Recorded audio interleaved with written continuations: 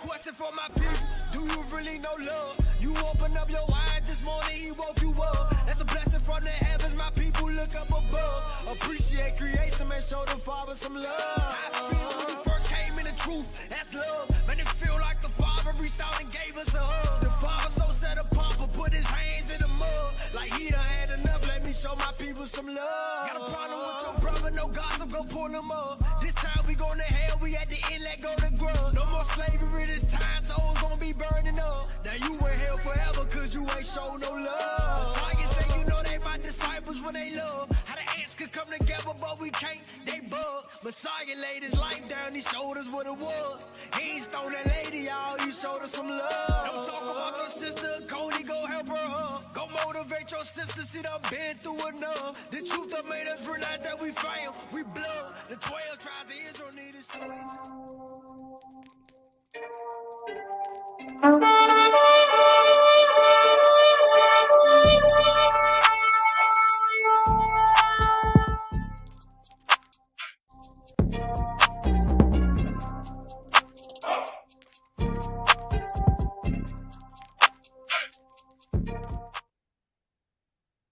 Shalom, everybody. Welcome back to Hebraic Faith TV. Listen, we live like we always say. If it's not the Ruach, it's not us. We got a great topic tonight, man. A house divided. We're going to get into this tonight. I'm not going to prolong. Let's bring my co-host up to the platform and let's get this thing jumping off tonight. Hallelujah. Hallelujah. Hallelujah. Hallelujah. Shalom. Welcome, my brothers and our producer. All praise to the Most High. Shalom, Miss Sonia Mesa. Shalom. Shalom. The Shalom, Miss DJ. Trinetta. Shalom.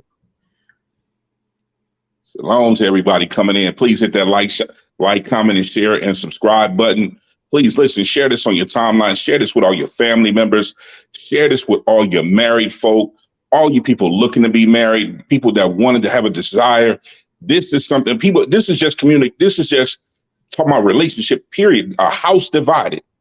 We're going to get into it, but listen, we need you to share this. Shalom, shalom, everybody coming in. Azariah, shalom, shalom. Shalom, Ma. Shalom. Hallelujah. Shalom. Once again, man, shalom, everybody. How everybody feeling tonight? Feeling good, man. I'm excited about this topic. I think it's a much needed topic for Israel.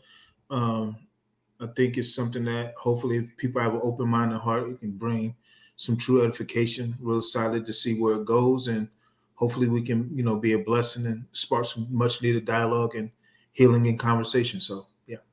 Yes, sir. Yes, sir. Shalom, shalom, life of a Hebrew. Shalom. Shalom. Yes, yes, yes. We definitely want to spark conversation. We definitely want your mind. We want this to get into your Ruach like never before. We want this to sit in your Ruach. We want it to trouble you. We want it to bother you. We want this word to follow you. We want it to go where you go. When you're at work, we want this word to come up that the Most High has given us.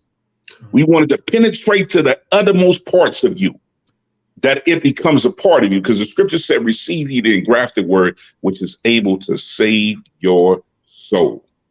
Okay. Hallelujah. Miss Producer. Okay, so we're going to go ahead and get started. So I just want a few minutes of your time, family, so that we can kind of set this up as to why we're calling this a house divided. And it's very important that you listen closely and catch this in the spirit. So to start, I'm going to talk about the good timeline. So we're starting off with the good timeline. So in Genesis 1:4, Yah says that the light was good. In Genesis 1:10, we find out that the earth and the seas were good. Genesis 1:2, all of the plants were good. Genesis 1:18, the two great lights, the sun and the moon, as well as the stars, were good. He tells us this. It's plain in scripture. Genesis 1:21, the water animals as well as the birds in the sky were good. We move on to Genesis 1:25. The land animals were good. So we're familiar with Genesis 1. We see creation. We see that it's saying these things were good. But all of a sudden, we get to Genesis 2:18, and it tells us it is not good that the man should be alone. So what we have to determine is what is good and what is not good. Yes, he told us those good things. He told us what is not good, but we need to actually get understanding of what the word good is so that we can figure out what not good is. And so, what is good? According to the ancient Hebrew lexicon, good is not the way we define it in English. Somebody will be like, "Are you good?" You'll be like, "Yeah." They're asking you how you're doing. That's not what good means biblically. All good means biblically is that whatever is created is functioning properly. So good means functioning properly. So all of these things we see in Genesis 1, everything that he created, they're good because they function properly. They're functioning the way he designed them to be. So with that being said, a key to Genesis 2:18, he is not saying that man is not good.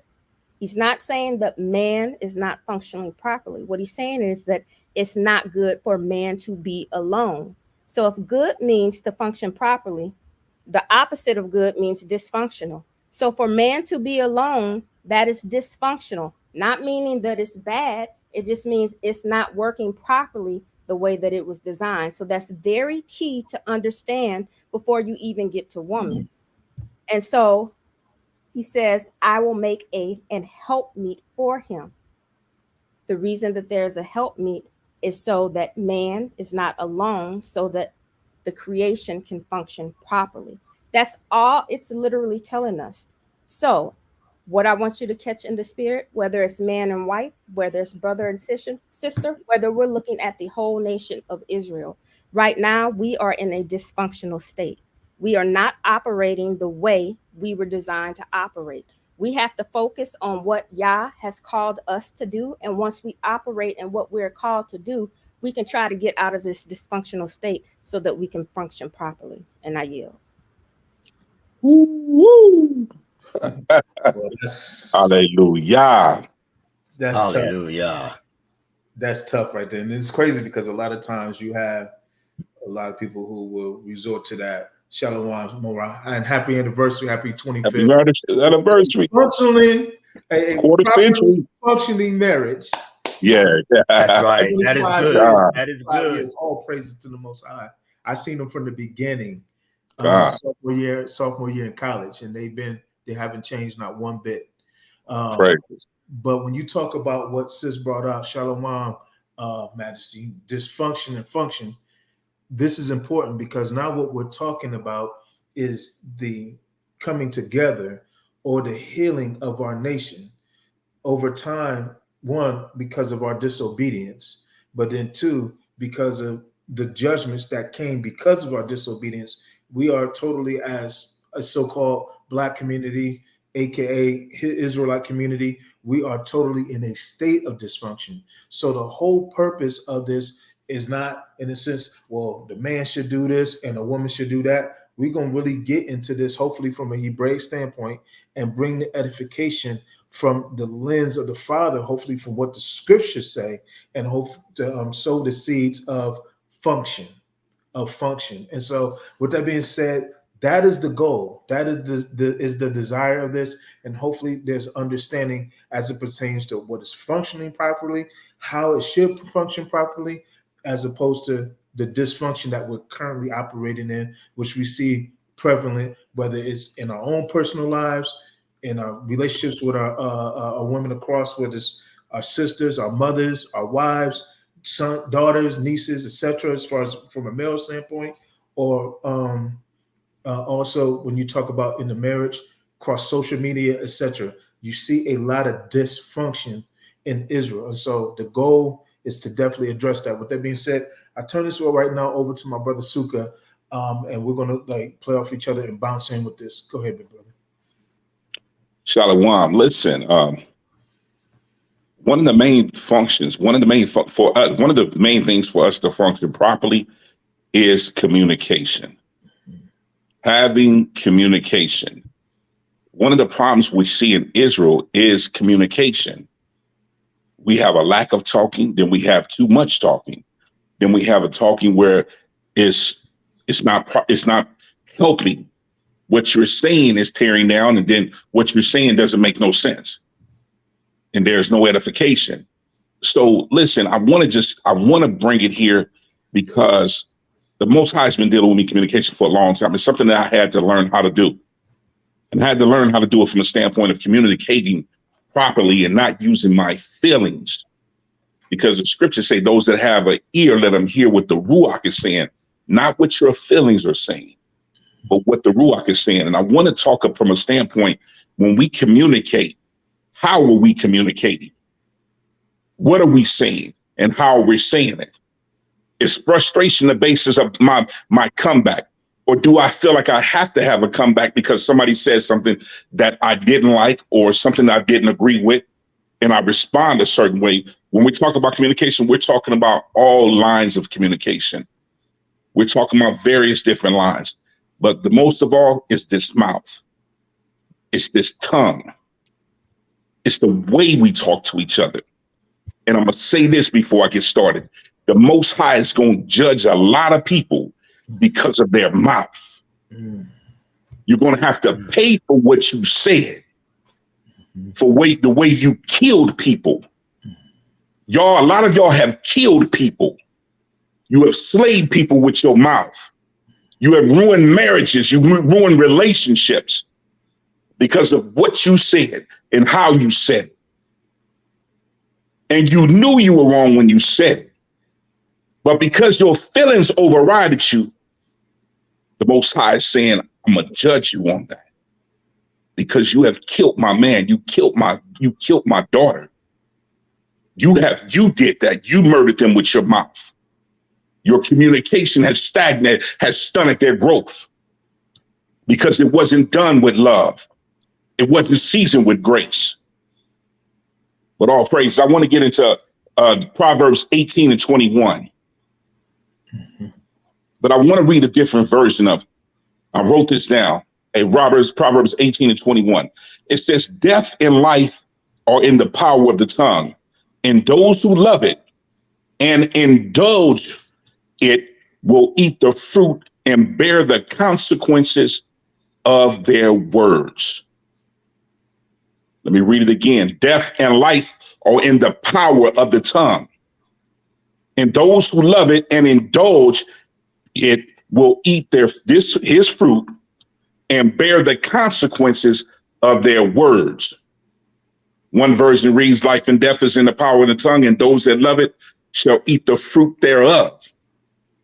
So what do we love today, Israel? What do we love? Do we love a good comeback? Do we love being right? Do we love having the last word? Do we love being the one that always got to say something? Do we? Because a lot of us, I preached a message about almost 2 years ago called Your Mouth is Deadly. We don't understand that, Israel. Our communications has consequences. We have to learn. That's why he said, acknowledge me in all thy ways, and I shall direct you. We have to learn how to talk to them, especially at home, especially to our children.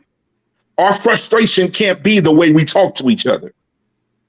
Because in our frustration, we're in our flesh. Because let me give you the definition of frustration. The definition of frustration is the feeling of being upset, annoyed, especially because the change of you didn't achieve something. The feeling of it is speaking for you. And we have to be careful how we speak to one another, how we come back with one another. I was married for 20 years, and my folks just say, well, why you don't say nothing? Why you don't say nothing? When it was an argument or something was said, because I know if I get in me, I can cut her, and the Most High will be displeased with me.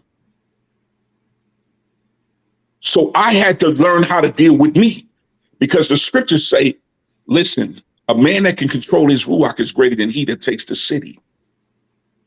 So in that moment of not being able, not wanting to go back because I know I could say something to damage you, I'm greater than that man that can take that city. Because I loved my wife and I loved the Most High, I did not want to cut her. I did not want to verbalize something bad to her that will make her feel less because she's in a situation or she's dealing with something at the moment. I didn't want to come back like that because that's tearing my house down. Because I'm looking, listen, if me and her are one and I'm damaging her, I'm damaging me. So when I speak to her, I'm speaking to myself. So we have to understand when we talk about the scriptures say, love thy neighbor as thyself. So if I'm telling my brother off, I'm going crazy at my sister, that means I'm going crazy at myself. So we have to watch what we say and how we say. Life and death is in the power of the tongue. I remember old folks used to say, I'd rather you hit me with baseball bats than to cut me with your mouth. What does it?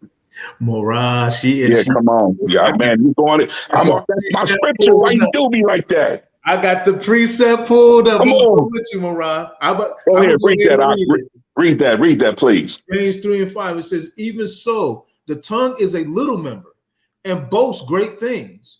Behold, how great a matter a little fire kindles. Verse 6. And the tongue is a fire, a world of iniquity. So is the tongue among our members, that it defiles the whole body and sets on fire the course of nature. And it is set on fire by Gehenna. That one little member. That one little member can change this person's life. That one little member can kill your marriage. That one little member can kill relationships, business deals, alliances. Because the scriptures say chief whisper separate chief friends. Please put our scripture back up. I want to read that one more time.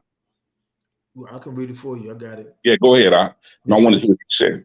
James 3:5-6. Even so, the tongue is a little member. Yes. And boasts great things. Behold, how great a matter a little fire kindles. And the tongue is a fire, a world of iniquity. So is the tongue among our members, that it defiles the whole body and sets on fire the course of nature. And it is set on fire of Gehenna or hell. God. It's just that right there is verifying my point of what the old folks used to say. I'd rather you hit me and beat me up, because what you say to cut me with your mouth, I'll remember 20 years later. I remember 15 years, 10 years later, and that will play in my mind. So just sock me in my jaw. Just hit me with your hand. I'll take your hands before I take your mouth. Give me your hands, please. Just hit me, because your words can be deadly. Your words can change a person's trajectory. It can change their future. It can change how they decide to move on things. It can change their perception of themselves. It can change the way they think towards each other. Because you have no ruach in you, you talk foolishly. You're like a fool with a loaded gun. You're just blabbing off at what you said. But I know the Most High, but yet and still your words are deadly. Your words have killed people. Your words have killed dreams. Your words have killed hope. Because you didn't know how to use what's in your mouth. You had not tamed it. But you know a ton of scriptures. But you don't know how to tame that tongue. Jump in this, please. Yeah, real quick. I'm gonna go to 2 Chronicles 7:10, because I think before we can even learn how to communicate effectively, we got to talk to one individual first. We got to talk to the Most High first. So I'm gonna go to Chronicles, 2 Chronicles. Give me a check. Let me say. Matter of fact, let me go to the other Bible. Easier to find it on that Bible. 2 Chronicles 7, verse 14. Familiar passage. And it says, if my people, which are called by my name, shall humble themselves. So this is important. It's kind of getting into some stuff that I got going on, but I want to play off of you with this because what you're talking about is so key. But it says that if my people, which are called by my name, will humble themselves and pray. So we got to talk to the Father, whether you're a male, whether you're a female, talking about a house divided. But as Israel, both of us are still the nation. Both of us are still the people. And it says, my people, which are called by my name, will humble themselves and pray and seek my face and turn from their wicked ways. Then will I hear from heaven and forgive their sin and heal their land. So when you talk about the condition of Israel, is because there's a disconnect on both sides. Now, in our individual lives, some of us may be connected, but we're talking about as a whole. The word says we number ourselves. Yahushua was numbered with the transgressors, and the servant is no greater than the master. So we're talking about all of us as a whole. As a whole, the nation of Israel is like this, male and female. We're like this. You know why? Because the men are not praying and the women are not praying. And so because neither one of us are praying as we should, to connect with each other, we haven't humbled ourselves before the Most High. Because that hasn't happened, he said, I resist the proud, but I elevate or exalt the humble. We got to humble ourselves. I agree with you, because we got a lot of people that know the word. Mm-hmm. They know the word. They study. I know every precept. I know how to get you there. I know how to combat this. I can debate this, but you ain't got no prayer life. You ain't spending time with the Most High, but you in the book that the Most High is given, but all you have is knowledge. See, I'll let you in on something. Exodus talks about how Moses went up twice. See, you still the first come down. The second come down is what we're talking about. If we're the second come down, we stay at the feet of the Most High. We stay at the feet of Mashiach. To hear so we can know. So if we're just, like Paul said, the letter kill it, but the Ruach give life. So if I'm not before the Most High, I'm not going to learn how to treat this woman. Or I'm not going to know how to treat my brother.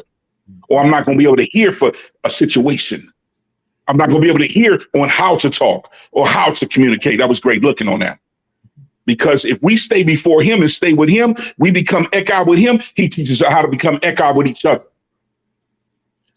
He teaches us that because he teaches us how to season our words with grace. He teaches us how to speak with one another. Because I'd be in the midst of frustration. He'd be saying, don't say nothing. I'm like, man, I want to just hold your peace. And in that holding my peace, he's teaching me something. What Morey say?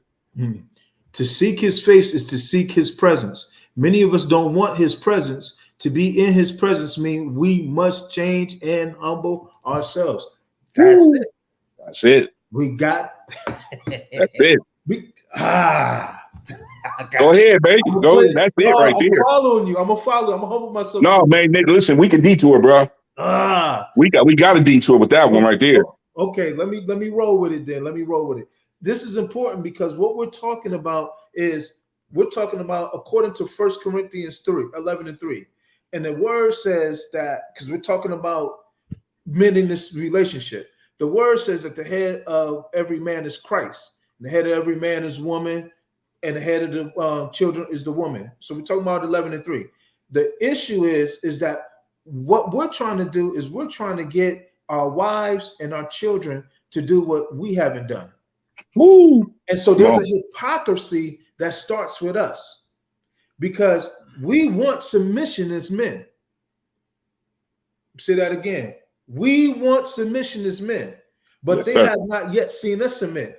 And so what we're talking about is the line of communication being reestablished between us and our head. And establishing that communication between us and our head, what has to happen is the word says a number of things. We go to 1 Peter 3:6. As a matter of fact, let me go to it. 1 Peter. Beautiful. I'm going to go to 3, 6, 7, 7, and 8. Yeah, I'm gonna go through one through 6. I got you. I got you. Trust me on this one. I know you do. What I'm saying, 3 and 6. I'm gonna read the verses because it gives 6 verses. Yes, it's sir. 3, 1 through 6. It gives 6 verses on what the woman, and it even ties into the communication piece that you're talking about. But there's a key thing that I'm hearing when I get to verse 7. It says, "Likewise, ye women, be in subjection or submitted to your own husbands, that if any obey the word, Yes, sir. he also may without word be won." So it's talking about how a wife can win her husband by the word. So it starts with a submission to Yah.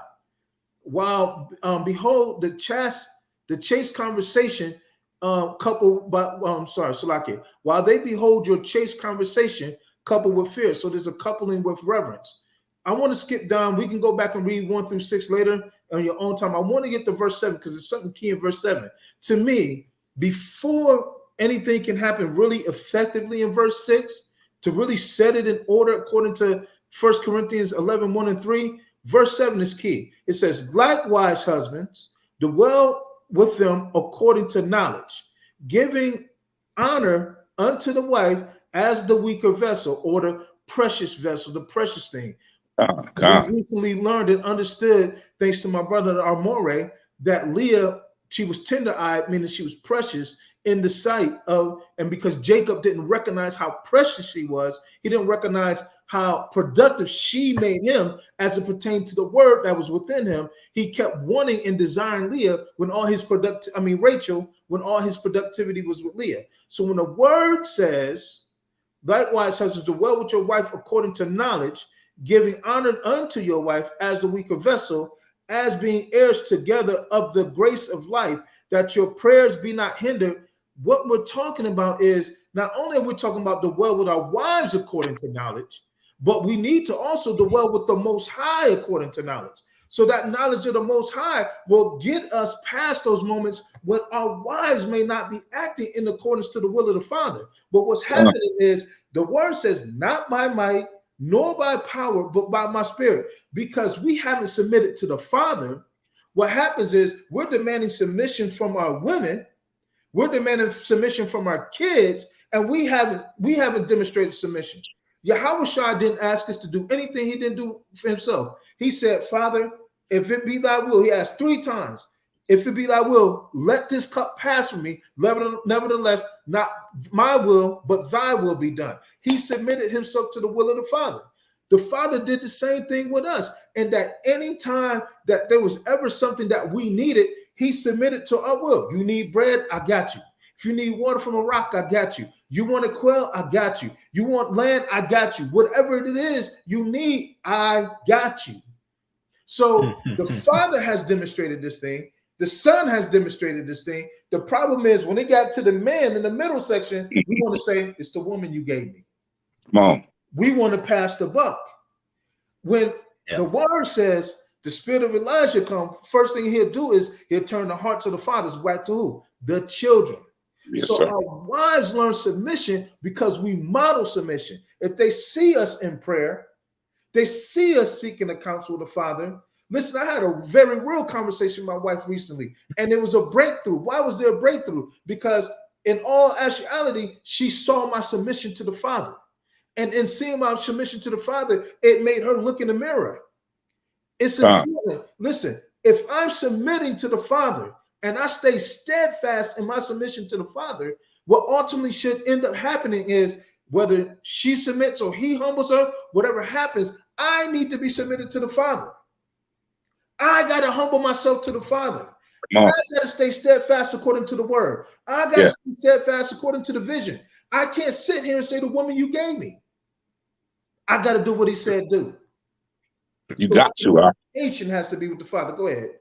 No, I'm just saying you got to, Aki, because it's very important for the home to have someone submitted to the Most High.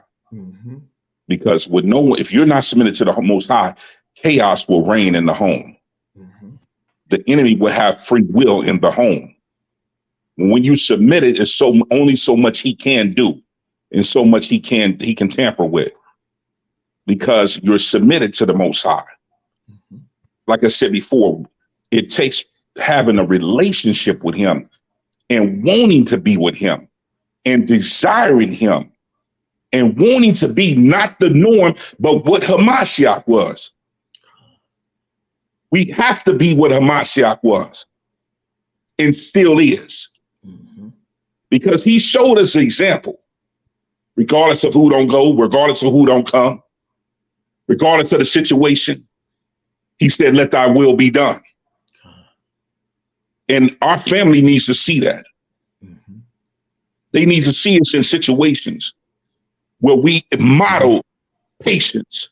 Mm-hmm. We model vigor. We model, you know what I'm saying, staying steadfast, regardless of what's due, what comes, what's said, who said and how they said it. Because I believe y'all. And I show my sons, I believe y'all, son. Yes, sir. Follow me as I follow my Mashiach, son. If I don't say nothing, you don't say nothing. Right. If I move, you move. Because what did it say right there, Skip? It says the adversary knows that if he can create a breach between the man and the woman, it causes dysfunction in the house and becomes divided. That becomes divided and crumbles. I read that wrong, but I think I got the gist of it. Yeah.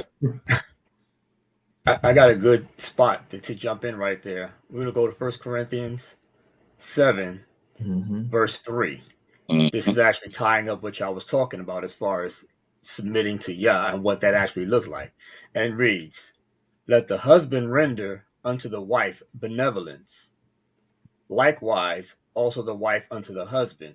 So like y'all was saying, if the husband shows that benevolence, she's going to in turn do the same thing. Like you said, with that same example you gave of your wife, she saw you turning to the Most High, humbling yourself, and in that instance, she turned around and did the same thing. The same what we're asking for. If we don't show it, then how it is supposed to model after that. And verse 4, the wife hath not power over her body, but the husband. Likewise, also the husband has not power over his body, but the wife. We have to remember those things. When we're in a relationship, we are one. That's that oneness. That's that communication. We move together. If we're submitting to each other, then guess what? There is no hierarchy of I'm better than you, because that's what the world wants submission to look like. Submission is like you said, Hamashiach gave the perfect example of submission. Like when he said to Peter, let me wash your feet. And Peter was like, I'm supposed to be washing yours. He said, but if I can't wash your feet, then you can't go where I go. And that's the same thing that this example is giving. If we're washing each other's feet, if we have each other's back, we move as one. I like that you went there, because when you look at this scripture in Ephesians 25 verses 23 through 33, let me jump on that, but I just want to focus on two main verses. But that whole stanza, if you could put that in the chat, Ephesians 5, 23 through 33, where it talks, is a very familiar passage, but it's two scriptures I want to harp on that verse in that chapter, because I think that's pivotal to what you brought out, E. I think it's verse 25 and 26 on that. Let me see, 25, and it says, husbands, love your wives, even as Yahushua loved the church and gave himself for it, that he may sanctify and cleanse it with the washing of the word. So how we're to clean our wives with the word, what ties back with what my brother was just talking about with communication. He said, my words I speak, their spirit and life. He said, what the spirit is, there is liberty. So if his words are spirit, and where the spirit is, there's liberty. The power to heal, the power to set free, the power to deliver is in the word. Now, we're not to browbeat our wives with the word, but even in prayer, when we communicate with the Father, there needs to be a communication of his will and his word concerning one another, whereas communication man to the woman, or woman to the man. If my wife goes to the Father, she should go to the Father about me, understanding her rights and privileges concerning the word, as likewise I should as the husband. The reason why this is important is because when you look at what Solomon asked, Proverbs 4:7 says, wisdom is the principal thing. And in all I get understanding. We're talking about having a knowledge of the Father. Proverbs 1:7 talks about the beginning of knowledge is the fear of Yah. 9:10 says the beginning of wisdom is understanding, is the fear of the Father. And it is also understanding. Understanding that when Solomon asked in 1 Kings 3, verses 3 through 15, of all the things he could have asked for, he could have asked for means to provide. He could have asked for long life. He could have asked for riches. He could have asked for all of this stuff. But the thing that he asked was the principal thing. And that the worst is the things are written aforetime for our learning. What we as men need to go and what the women need to go and ask, they ask for wisdom. Solomon asked for wisdom.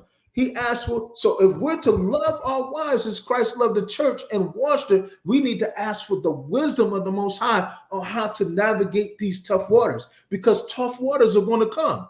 This is the relationship. God. This is where we're at. Go ahead, Sue.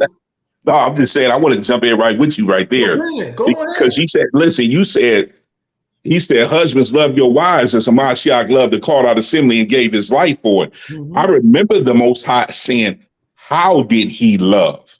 Mm-hmm. How did he love? I said, what? He said, yeah, he died, but how did he love? Remember when he told Peter, he said, listen, Satan decided to sift you as wheat, but I prayed for you that your faith fail you not. He was telling them all the time. He was blessing when Peter, he said, who do you say that I am? Thou art the Mashiach. He said, blessed art thou, Simon. You hear what he was saying to him? Because the words, what he was speaking was spirit and life to encourage him to keep going. He said, blessed art thou, Simon Bar-Jonah. What? Because flesh and blood has not revealed that to you. That's how we're supposed to speak to our brothers, our wives, especially to our wives. Baby, listen, what you say, baby? That y'all gave you that revelation?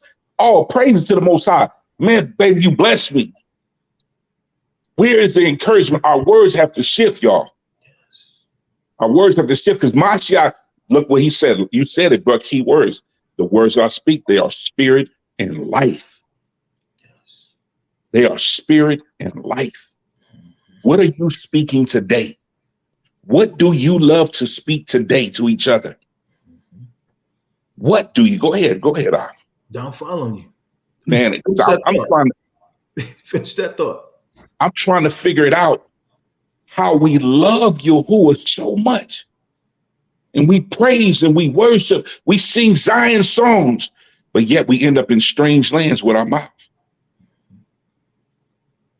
We end up in a strange land with our mouth. Because I can lift my praise and lift up to Yahuwah, but yet I don't see Yahuwah. But I see my brother whom I see every day. And I'm quick to cut or tear you down behind your back, or I'm quick to go over here. I'm quick to slice you over here. But all praise be to the Most High. Oh, you see that? What? So what do we love today? Go ahead, Ahch. The one scripture I want to go to, I want to go into James. And James 3:10 through 12. But basically, I just want to jump to, it says, out of the same mouth come forth blessings and curses. Beautiful. I had it lined up. Go ahead. These things ought not to be so. They ought not to be so. And he says, does the fountain send forth from the same opening sweet and bitter? That right there should let us know how we are supposed to communicate. Like you just stated, I'm talking, it's giving praises. I love Yah. I'm doing this. I'm doing that. But if I can't communicate to my wife effectively with the same mouth that I communicate to Yah with, giving praises, I'm spitting bitter water out of the same opening that sweet blessings are supposed to be coming. And that is dysfunctional, as we learned about the word good. We're not supposed to work in that ruach. We're not supposed to walk in that spirit of being double-minded. We're supposed to move as one. So, like you say, you guys have been bringing out, our communication has to be blessings. Hamashiach, when he spoke to the disciples, he always gave them a word of encouragement. And that right there is the example that we're supposed to follow. God. I want to jump in real quick. Super, you made the comment that how, we as Israel say that we love Yahuwah so much. But I have to take it back to, if we love him, then we will keep his commandments. And what is the greatest commandment? We know what the greatest commandment is. And if we're using our tongue and we're killing folks and slicing them up and dicing them and throwing them on the way, we can't love Yah, because he said, if you love me, keep my commandments. Yes, ma'am. You heard what I said. Key words. They say they love you. You said you honor me with your lips, but your heart is far from me. He said, rend your hearts and not your garments. Like my man Dimitri Pruitt said, fringed up with, he said, 50 garments, no root, fringed up with no truth. What Mo say? Says, what do you when, I think he meant to say, what do you do when someone has been hurt by a spouse or someone in the assembly? How do you get past it? That tied back into what we're talking about from the beginning. It's interesting that he went this way, because that tied back into what we're talking about in the beginning. First and foremost, whether you did the affliction or whether you were the recipient of the affliction, if we don't go to Second Chronicles 7:14 and humble ourselves and pray, there needs to be a humility on both sides when you talk about these male and female relationships. And so when you're looking at male and female relationships, one thing that we as men, just from a male standpoint, and I hope I'm eventually going to get to answer your question, AP Mo, but when you get to that, I'm reminded of 1 Peter, where it says, there have been some things that have happened to us in the so-called Black community when you talk about this dysfunction, because we as the men have been taken out of place, whether it was through the slave system, our irreverence to the father ultimately was the first thing. The fact that we didn't stay keeping the law, statutes, commandments. But then when you look at what slavery has done, what Jim Crow has done, maybe going off and fighting wars, etc., this system, quote unquote, that has been set up that went against us. So now what we have is that dysfunction, where there's a dysfunction between spouse, where there's dysfunction between gender, where now the trust or the connection between men and women, the oneness, the echad that Brother E's been talking about, the line of communication has been broken. And so the first thing that has to be established or be reestablished is, one, there needs to be a reconnection with the Father first and foremost. But then two, we have to take ownership as men. I'm talking about this men directly, because according to 1 Peter 2:20, there's just going to be some things that we as men have to suffer with patience. And the reason why I'm saying that is because if we're talking about being the head, we're talking about being in charge, and we're talking about being leaders, according to 1 Corinthians 11 verse 3, the bottom line is, because we as men stepped out of place and we took of the fruit, what happened is now we are bound as the strong men for our nation. And the Bible says, according to Mark 3:27, an enemy first must come. I know that's talking about Yahushua going in this war, the enemy's camp, but this is literally what's happened to us. We as the men, or the strong men for our nation, have been bound. And because we have been bound, the enemy has been able to come in and spoil our camp. And so now what you're seeing as a result of that is you're seeing, one, the dysfunction of the family. We got our daughters wanting to be men, our sons wanting to be women. We got all of this stuff going on. Our women say they don't need no man because they can take care of themselves. And half the time the men are trying to be the woman. Or if you're trying to operate from a standpoint of authority as a man, then all of a sudden you want to abuse or put your mouth on and mistreat the woman and call her Jezebel because she's not in order. But the reason why things have not been in order is because the trust, the communication, the oneness, these three elements concerning us have been broken. And so we as men have to get back into the face of Yah, calling out to Yah, crying out to Yah, learning these ways, these Torahs, as it pertains to our marriage and relationships, as it pertains to how we rear our children, raising them up in the nurture and admonition, that we don't exasperate our children, etc., that we help point them in the path that they should go, that our hearts be turned back to them. We have to step back into our place as men. And we have to take our community, our families back by hook or by crook. And that means that we are going to have to be patient, because there has to be a trust with our wives or with our daughters, with our children, with the other gender, that has to be earned. There's a respect that has to be rekindled, because all of this time, we as men have been so out of place that every other man that's come, they've taken our woman, they spoiled her, they stepped in our place, they've taught her, they've washed her with the waters of their mouth. All of this stuff has happened. So now they're used to hearing their voices. They're used to going with their way. They're used to going to their agenda. But yet we keep missing it. Let me answer Mo's question. Can you put Elder? Can you put Moray's question back up, please? It says, "What do you do when?" He says, "What do you do when someone has been hurt by a spouse or someone in the assembly? How do we get past it?" First, there has to be forgiveness. First, there has to be forgiveness, then communication. First, forgiveness and communication, then getting understanding. You know what I'm saying? And letting each other talk and rationalize what got us here from the first place. If it's with the spouse or it's with someone that got hurt in the assembly about something that was said, you know what I'm saying? How can I repair it? How can I fix it? But if forgiveness has to take place. You know what I'm saying? So when we talk and we settle and we reason amongst each other, and we reason in the words and we repent to each other. And I mean, when we talk about repentance, we're talking about actually bringing forth fruit of repentance by saying, listen, acknowledging what I've done or how I offended you. Then when we do that, we're to forgive you. And that means I'm not going to take what I did and beat you with it or remind you of it 100,000 times. But we work together and we love on each other and we speak with forgiveness.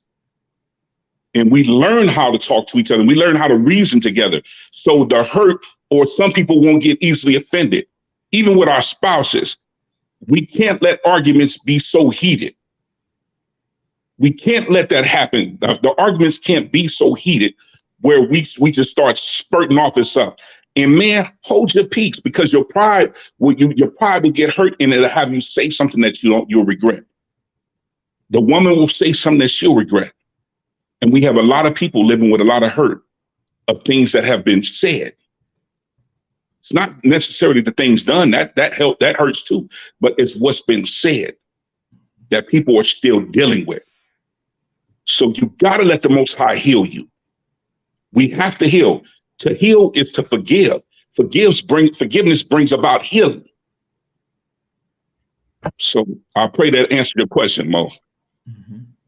Matter of fact, to even land back on what he's saying and what he brought out, he First Corinthians, he wrapped up a lot of what we said. We said a lot of stuff, but he just get to the point. You know how he is. First Corinthians 6 and 7, it says, Now therefore, there is utterly a fault.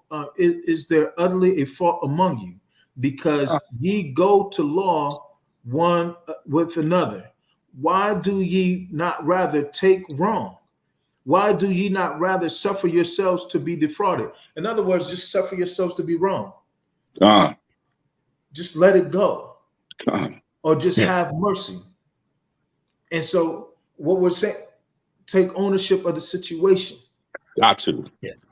The playing game is played. Like, stop blaming the women.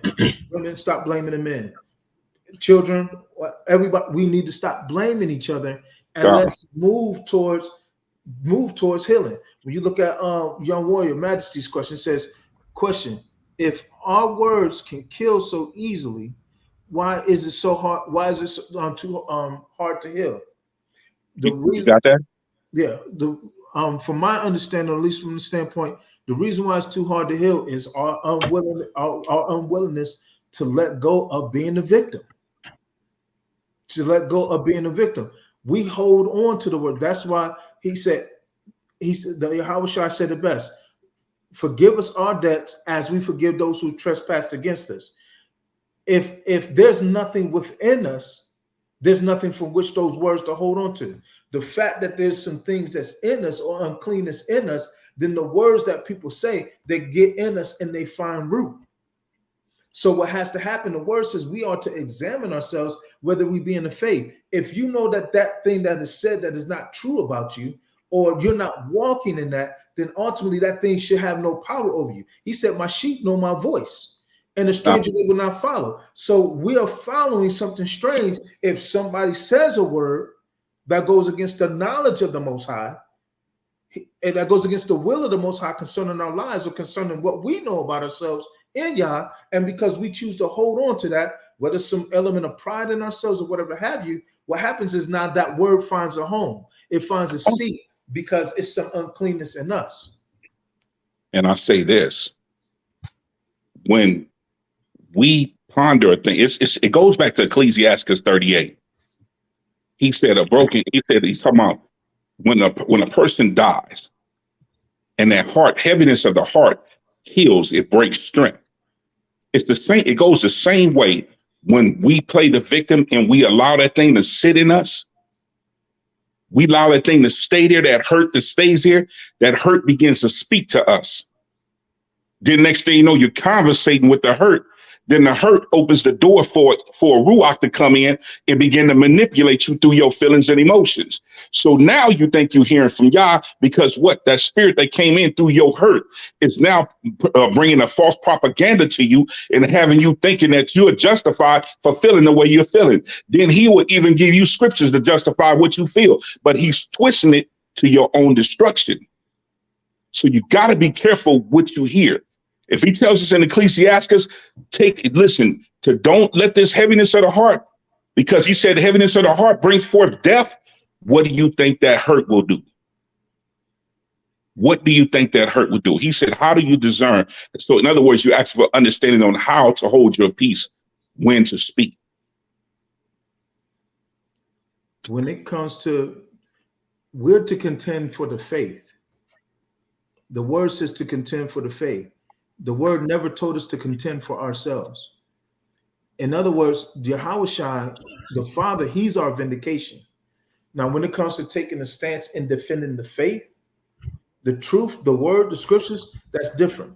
Because the word says, blessed are they that are persecuted for righteousness' sake. So if I'm out and I'm speaking on behalf of the faith or teaching on behalf of the faith or giving answers on behalf of the faith, that's one thing. But now if somebody's speaking against my character, or they say something that I know doesn't line up with my character, or they've been talking about me behind my back, why even bother with that? Why even give that ear? Especially if you know that's not you. So that's that one of the instances where you now either take that person to prayer, or if there is an offense, you go to that one. If they don't acknowledge it, if you feel led to do whatever, to take it to leadership or whatever, you do the proper channels in order to do it, to deal with that person. But to just constantly go back and forth about something that you know not to be so, suffer that, like Moray said, suffer that thing to be defrauded or suffer to be wrong. That's I think it's 1 Corinthians 6-7. Go ahead, producer. Before we get too many more comments, there are 2 questions on the floor, so I'd like to get y'all to read through those, and I'll go ahead and read them for you. The first question is, this is good for couples, but for a single woman that is alone, how does she prepare her or himself in relationships if there is no communication? Oh, it's always communication. The word is communication. Mm-hmm. The word itself is communication. I understand you're looking for a body. You know what I'm saying? But you sit with the Most High. Let him prepare you. You sit in prayer. You sit in fasting. Go back to Anna. She stayed in the temple. She wasn't even married anymore. Go back to the book of Judith. Judith had lost her husband. There was nobody else, and she could have married. But what did she do? She committed herself to fasting and praying. And she began to seek the Most High. So it's about communicating with him to set you up if there's anybody else for you. He will prepare you for that. But how are you prepared? By standing before him. Go look at the women of the word that didn't have husbands or lost their husbands, and they'll show you how to stay before the Most High. And they're going to basically 9 out of 10 is fasting and praying. Second Chronicles 7 and 14 has nothing to do with a relationship except with your communication with the Father. So whether you married or single, we all got to humble ourselves and pray. So what do you And the do? next question is, what do you do when you have two very different people with opposing views and personalities? Shouldn't everything we do be in oneness? I know that this is what causes clashes and miscommunication. When you talk One of the about, things, well, you know, one of the things that, when you talk about people with different views and personalities, it's communication starts with a sender and a receiver. Both people have to be able to switch back and forth between those two processes, depending on where they're in a conversation. A lot of times when people are having conversations that get heated or get emotional, they stop listening intently. And when you stop listening intently, you take the words that you're hearing not as what they're meaning. You're just looking to respond to it, to go back with the flesh. One of the things I do for myself, and it works out really good in our conversation with my wife, is I'll repeat back what she says to me so I can get clarification of what she's actually trying to say to me. Not taking it to my understanding, but trying to truly understand where she's coming from. What that does is does two things. One, it lets her know that you heard her, what she was saying. And if you misunderstood what she said, it gives her a chance to clarify. A lot of conversations go left or get off track because the clarification that needed to be there is not there and it's not sought. So we have problems, and that's where, like you say, it's a personality thing. It's a difference of opinion. You can have difference of opinions. That's what we are. We're different people. But for us to come together and come to an agreement, there has to be active listening. And when you actively listen, you don't listen for talking points to rebut somebody. You listen for clarification. Beautiful. I also want to read this comment from AP Mo. If you want companionship, make sure you are making yourself available. He that wants friends must first show themselves friendly. Beautiful. True.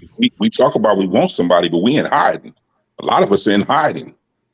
And then we won't talk to the person that might be somebody for you right next to you. But you won't strike up a conversation. mm-hmm. You won't say nothing. That woman might be right there. That man might be right there for you. They was always telling me, Sue, you don't know no stranger. No, it's why? Because you never know who you're talking to. Get out of this fear. Y'all get out of this fear of talking to one another. Listen, quit being all shy. A man I'm the type of man, I want a good stimulating conversation. You know what I'm saying? I want to hear what you're going to say first. Because you can kill it off of me by not talking. You know what I'm saying? Because why? We're sitting here and we just looking at each other looking stupid. And we kind of feeling each other, but we ain't saying nothing. That's awkward. Open your mouth, woman. Quit being scared to say, what's up, Shalom, brother? What's going on? Shalom, sis. How you doing? What's up, you man? I like your dress. I like your fringes. Man, your hair wrap dope. What's up? All praises. You like Dimitri Pruitt? You like Hezekiah? Do you like Laura's? You like Truth Music? What you like, sis? You know what I'm saying? What you like eating? Where you want to go? It's conversation. It starts as conversation. We have to talk to one another. How you gonna know? You've been looking at that man for a whole year and ain't said nothing. You've been looking at old sister for a whole year, but you've been scared. Come on now. We got to get by this shyness, man. And this, come on, man. Hey, sis, listen. What's your name? How old are you, sis? How old are you? Shalom. I praise, all praise. Yeah, I'm 35. All right, all praise, sis. I'm 40. You know what I'm saying? All praise. Where you from? I'm from such and such. I'm from LA. All praise. I'm from LA. I'm from Los Angeles. Where you from? You from New York? You from New Jersey? You from Florida? All praises. I ain't never been there. But what's up? Conversation. Quit being scared to talk. Then quit thinking you above talking. Get out your stuck upness. We bruise. One of the things that if we look at how our forefathers greeted each other, they always greeted each other warmly. God. Hugs, kisses. They greeted each other warmly. So that's what we got to get back to go back to what you were talking about as far as, you know, we talking to each other has to be the thing, because if we don't, the other nations fill that void. Come They on. not scared to come talk to our women. Mm-hmm. They're not scared to come talk to our women because they know what a virtuous woman is and how precious she actually is. So if we're not talking to them and they're feeling lonely, they're getting that attention from the other nation. That's that contrary word. But if we're not taking care of our women, that feel they fill in that void, and we gotta keep them from, keep the other men from trying to spoil our, our families, and then take our inheritance for themselves. And you know what? As much as what you said is true to me, it's what you said is true. I think it's a matter of perspective of how we look at it. Because we're going to say the same thing, but I'm saying something from a different scope, and I'm gonna say it like I feel it. To hell with what the other men think. To hell with Come what the on. other men think. Mm-hmm. I'm gonna open these lines of communication because I desire these relationships with my sisters. Come on. And so because of that, because I understand my role or the importance I play in their protection, their teaching, leadership, honoring them, etc., nobody can honor our women like we can. Come on. We need to, one, change our perspective as far as how we view them, but then two, change our perspective and how we approach them to start to build that relationship. That being said, I'm gonna let the producer But speak. and real quick, ain't no woman like an Israelite woman. Nah. I want to read two comments right now. The first one, Sister Regina said, I stay in the house. My sis says the same thing all the time, get out the house. So, Sister Regina, I'll tell you this.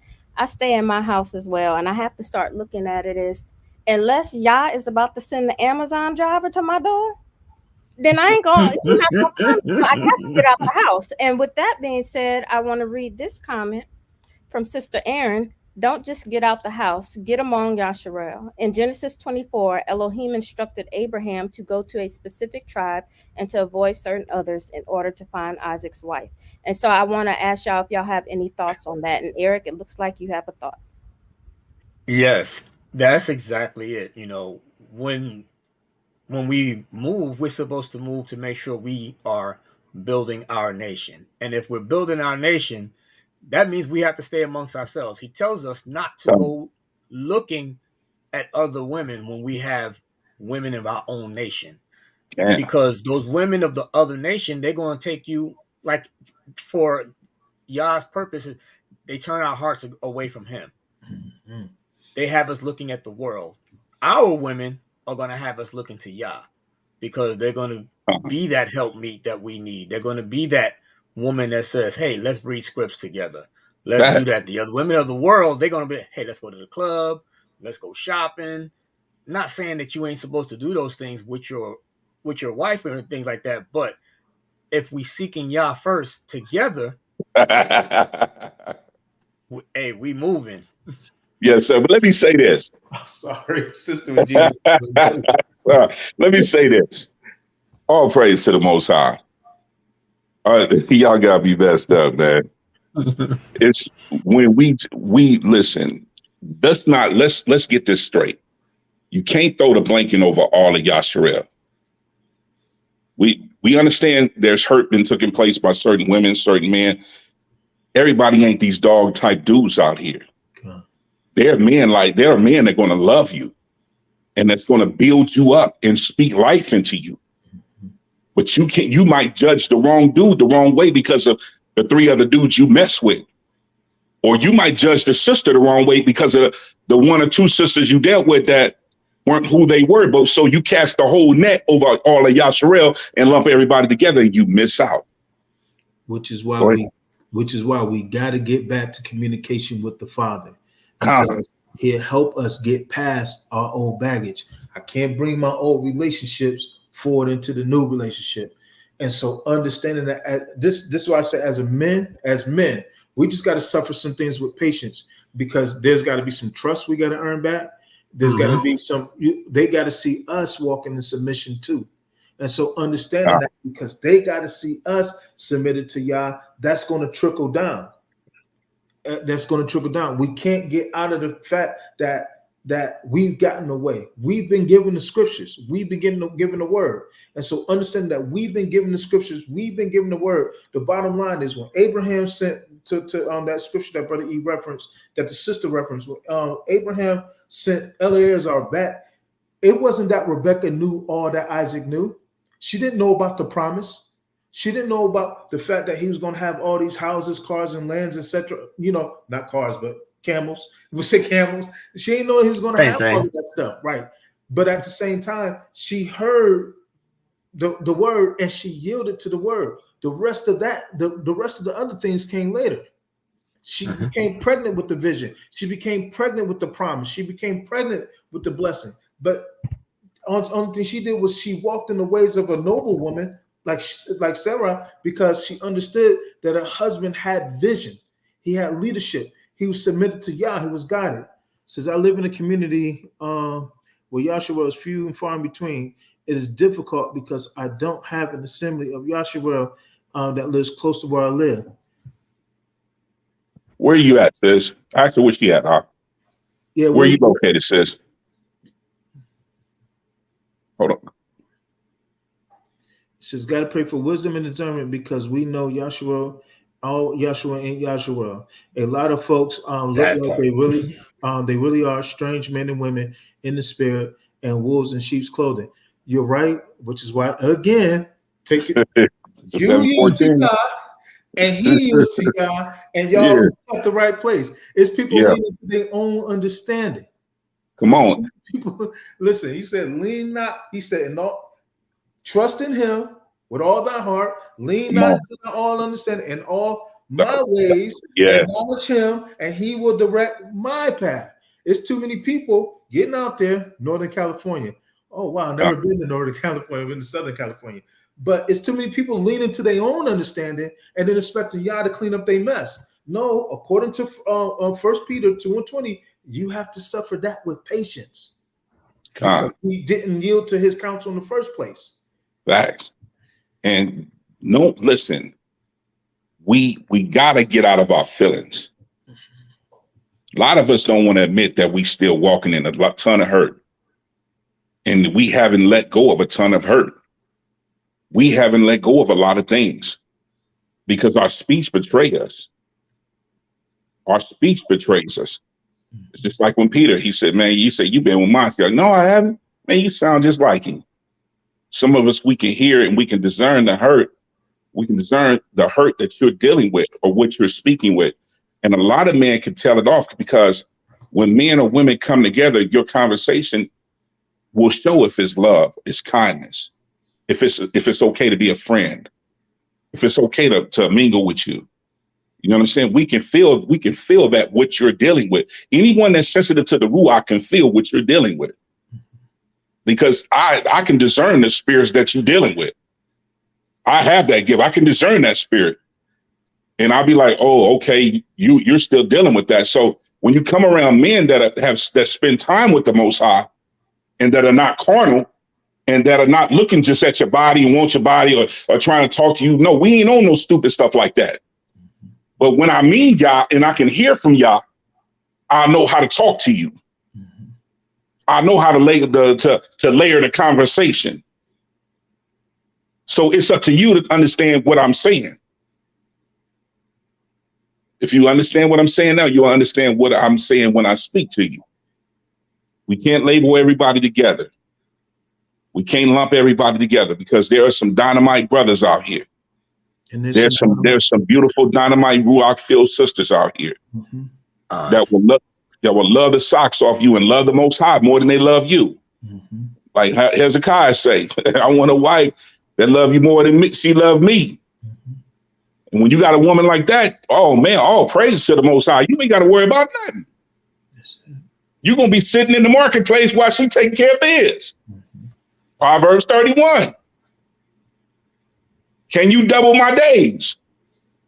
Sirach 26. You know, this is what men are looking for, that are searching, that are seeking the Most High. All praise to the Most High. Is there another question, sis? Are we going to let time, Brother E, it's on you out?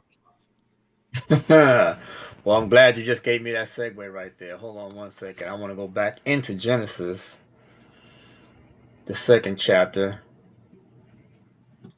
1 second here.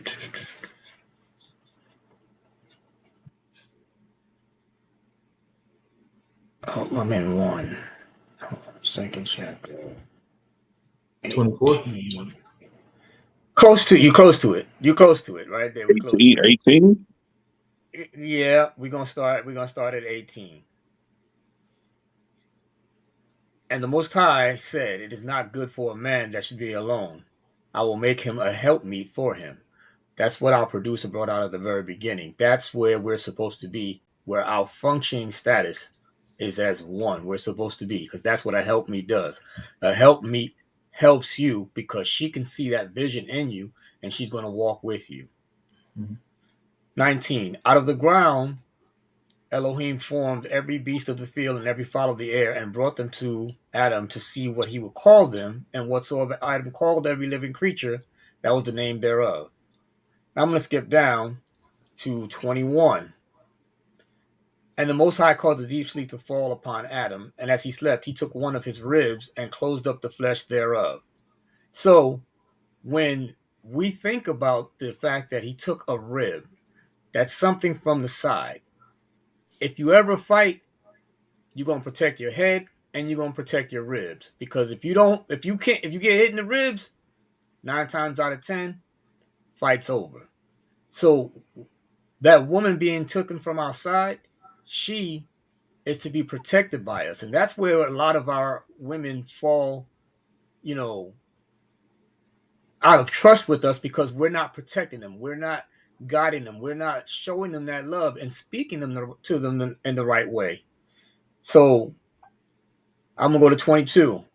And the rib, which Elohim had taken from the man and made a woman, he brought to her unto the man. And Adam said, "This is bone of my bone and flesh of my flesh. She shall be called woman, because she was taken out of man." When we talk about that love aspect, like Yah said, we supposed to love one another as we love ourselves. Think about that concept right there. He took woman from our rib. If he took woman from our rib and we're supposed to protect her, that's how we're supposed to love her. Because if that rib was on the inside of us, we're not going to let nobody hurt that. We're not going to let nobody break it. We're not going to abuse it. We're not going to do anything wrong to it. So that's the same way we're supposed to treat that woman when we look at her. We're supposed to look at her as a part of us. That's the problem. We're not looking at the women as a part of us. We're looking at them as separate from us. And that's where our disconnect is. And that's that dysfunction. And we're not good. I mean, that tied me back to my point, because we have been so ripped apart. As just me, I could be wrong. How I'm looking, you're not. I don't think I am, but I could be wrong. That's why we're going to have to suffer this with patience, because for so long we've gotten away from the Torah, we've gotten away from the instructions, we've got away from submitting to Yah, that now the trust and the respect that was lost over hundreds of years, now that thing has to be earned back. Was there something you wanted to add, Ms. Producer? Yes. Go ahead. So Brother E mentioned Genesis 2:18, and I just wanted to show you all what help means in Hebrew. So we know that we read Hebrew from left to right. From right to left, excuse me. And we see that we have the pictographs here and we have the words. So without me telling you guys what a helpmeet is, going from right to left, what can you gauge from these words on what a helpmeet is? See sword first. See weapon first. Vision, word, head. So it's all type of stuff right there. So we see that the word help ends with the pictograph of Aresh, which is the head of man. So we know that she is to help the man. But think about vision. And Brother Yehukanan is something that you say all the time. You always say something about impregnate her with the vision. She gotta get pregnant with the vision. So can you Right. expound on that some? So in other words, obviously that's what I go back to. We have to be submitted to Yah. They have to see us submit. That's that 1 Corinthians 11:3. If there's no submission to Yah, there's no vision, there's no word. If there's no vision for the home, what can my suitable help me come back beside me and help me accomplish? In other words, what we do is, and I could be over explaining this, so let me know. We get in the habit of frustrating the help because we haven't effectively communicated the vision. And because we haven't effectively communicated the vision, our helpmeet or our daughters of Zion, the women, can't be pregnant with the vision that is of Israel. So yet, because of that, now the house is divided because we're not united under the causes of Yah. And so when I look at this and I'm going from right to left, she has to see that vision. How can she see that vision? The man has to communicate it to her. Once it's communicated to her, her job is to protect that word that was given to him and to see it through, to make sure that there is no threat that comes to that man so that he can execute that vision. And with that being said, I just want to go to Proverbs 12:4, if I can get a reader for Proverbs 12:4.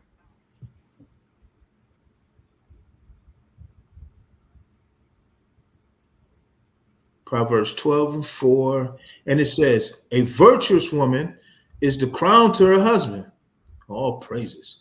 But she All that praises. thinketh ashamed is the rottenness in his bones. Wow. So the word that you're looking at on the screen, going from right to left, this is the word for crown in the ancient Hebrew. Notice again, it's starting with that eye that's already telling us there's a vision that has to be seen and there's protection. And it's ending with the resh, the head of the man.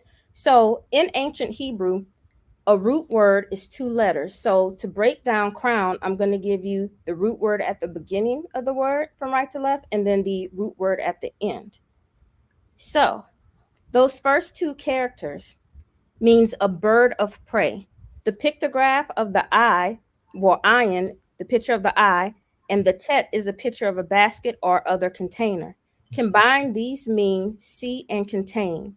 A bird of prey is able to see his prey from a great distance. He then drops down on its prey with the talons firmly surrounding the prey, crushing and suffocating it. Think about this. That sounds negative, but it's really not. We can say that an eagle is a bird of prey. An eagle is going to attack when there is a threat. Why is that eagle attacking? Because she's protecting the nest. So while it might be negative to the threat, it is positive to those whom she is protecting. And so the end of that word, it means contain, a wall. The pictograph of the tet is a picture of a basket or other container, and the resh is a picture of a man. Combined, these mean contain the man, a wall that contains one for protection or as a jail. And so when you put this all together, what that crown is it encircles the head. Who is her head?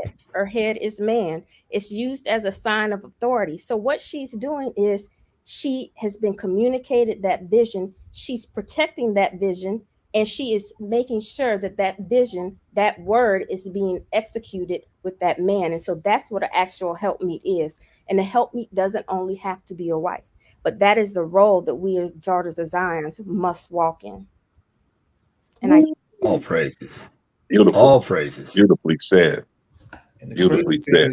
the crazy thing is we're so quick as men to say, "Suffer not a woman to teach," but yet he poured out his maid servants and his maid servants. He poured out the spirit on his maid servants and his men servants. And so we miss this edification that we're trying to bring out because we're trying to stifle the help. But even the thing is, even when it may feel like as a man we're not being helped, because like I said, there's some things we got to suffer with patience. The bottom line is we still got to operate like our Father said operate. I don't have a license to not be a protector.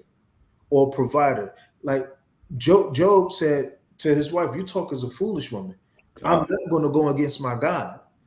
And the thing that Job modeled was the same behavior that he saw the father model, because the father said, even when we're not faithful, I think it's Second Timothy, I think it's second chapter. He said that even when we're not faithful, he is faithful.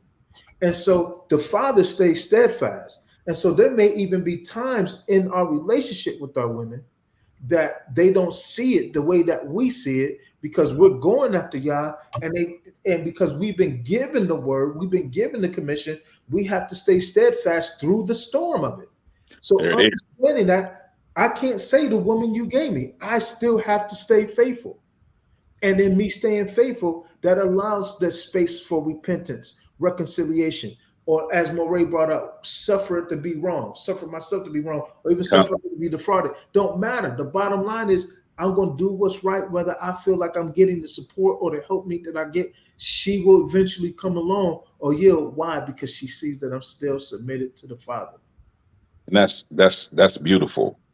So, brothers, the key is for us to be at the feet of the Most High, to get the vision, to be able to write it and make it plain. Mm-hmm.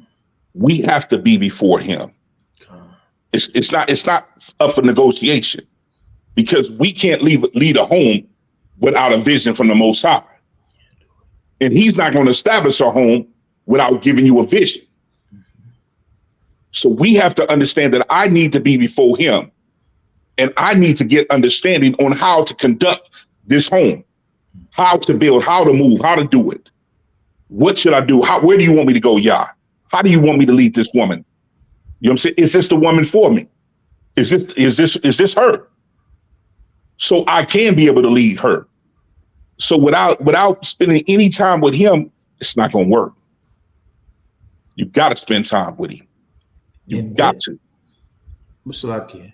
And then be open to the fact that because she is pregnant with your vision, adhere to wisdom when she sees you veering off.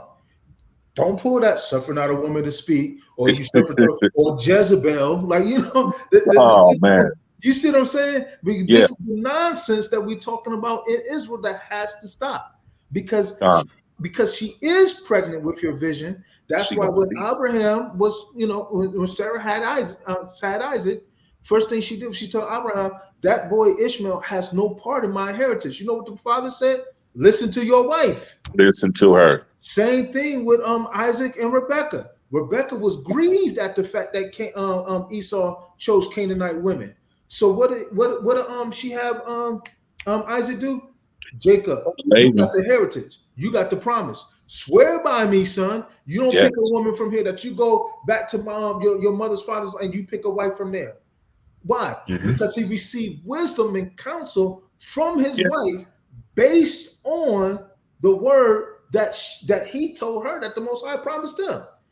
The blessing was to him. She knows this. So now she's seeing her other son go contrary to the word. So now she gives advice to her husband to fall back. We can't shut that down. It says, yes, he must be clear that each person in the household has a purpose and an assignment to align to. Self-centered vision is no vision, and no leadership at all. Exactly. Listen, a true vision from Yah is going to keep you humble. Come on. Because again, he said, not by might, nor exactly, Sister Janita, not by might, nor by power. Listen, this is, can I speak personal real quick? I'm going to be real quick because I see you, Brother E. Listen, I had to learn a hard lesson when I first moved here to Texas, because I was of the mindset that what I was doing in Ohio, what I did in Cali, I'm just going to continue to do the same thing here. And the Most High had to humble me to show me, listen, I can take care of these people without you. I can give them more without you. And so it took me 10 long months to learn that hard lesson, because what he was doing was humbling me to allow me to see, this is what I want you to do. And I had to learn that. And so before he can allow me to even step back into the place of being the provider and this, that, and the other for my house, I had to learn that my allegiance is to him first. And once I learned that, Now I can let you get back to what I called you to do. But I had to learn that hard lesson, and it was painful. Go ahead, brother. You was about to say something. Yeah, I wanted to get back to what y'all was talking about as far as the wisdom that comes from women. We go to Proverbs 31, 26. She opened her mouth with wisdom, and in her tongue is the law of kindness. That's where, like you said, the women come and they give us that word that we need, that encouragement, that help me, that lets us know, hey, all right, this is the vision that you gave me. Has the vision changed? Because if it's changed, like you say, it's up to us to communicate it, make it plain. The vision has changed. Yah has taken our direction and moved it in a different way. But if it hasn't changed, she's there with that kind word in the law saying, hey, this is what you told me. This is where Yah has us going. And if it is, I need you to get back on there because I'm following you. And if I'm following you, it's got to be in order. Mm-hmm. You know, I learned recently over the last 18 months, man, because I was the type of dude. I believed in taking care of my home. I believed in that. I did it for 20 years, but I had a mindset, you know what I'm saying? When you're going into something new, you have to be open. Mm-hmm. You got to be open. I learned to be open. And it took me a while because I heard her words a lot of times, you know, and a lot of things she said was wisdom. You know what I'm saying? But in the beginning, stubbornness and wanting to prove that I'm a man and I can do something kind of set things back. Mm-hmm. You know what I'm saying? Because as men, we got to learn to hear. The woman is to help me. You know, the woman, and I had to learn that she's to help me. You know what I'm saying? Because we can get into a dogma or a rhythm because you did it this way all this time. You did it this way all this time. You know what I'm saying? Now, no, I'm going to continue. No, Most High is showing you, no, bro. It's not like that no more. This is a new dispensation. This is a whole new time. This is a new yom right here. No, you got to see this now. And sometimes we're so pig-headed and I'm going to say pig-headed because it's unclean is to be stubborn. You know what I'm saying? So it's lawless to be stubborn. Mm-hmm. So when we get in that mindset that we don't want to hear nothing and we trying to do it our way, we're going to fail every time. We got to look at these women as our help me. Then women as you as a help me, we don't want to feel like we're being talked at. With loving kindness, I mean, you'll draw me to you and you'll have me hear you. Your word seasoned with grace. Yeah, I understand it. Then we got to give them room for frustration too. We got to give them room for frustration too, because some of them have been telling us certain things. You know, brothers, they've been saying the same thing for months and years, and we still haven't got certain things. We still do certain things. You know what I'm saying? And then we have to learn from that.